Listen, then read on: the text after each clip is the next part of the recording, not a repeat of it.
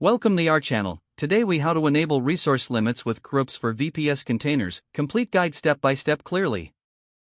To enable resource limits with groups for VPS containers, start by accessing your server via SSH. Log in using your credentials.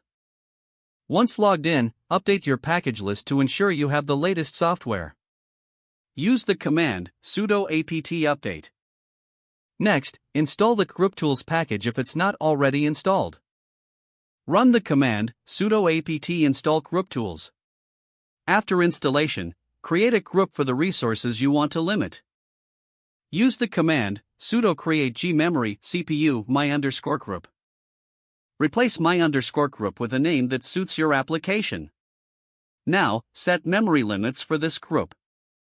Use the command echo 500m sudo t/sys/fs/group/memory/my_group/memory.limit_. This sets the memory limit to 500 megabytes. Next, set CPU limits for your group.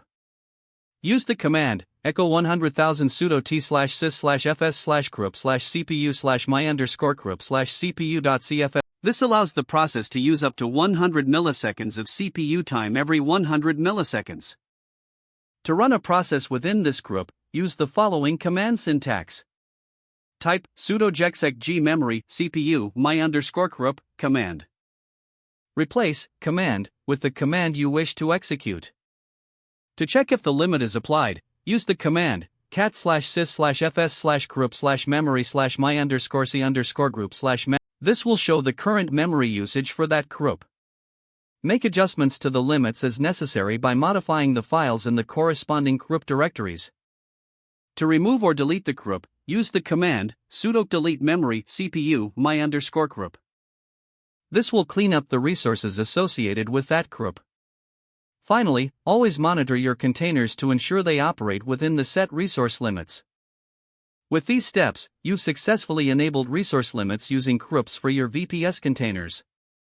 If the page does not load, refresh the browser or try again in a private or incognito window. Make sure you are using the correct email address, then retype it carefully to avoid small typos.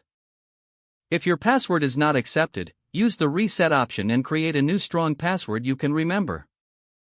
Don't forget to like this video and subscribe to our channel for more step-by-step tech guides.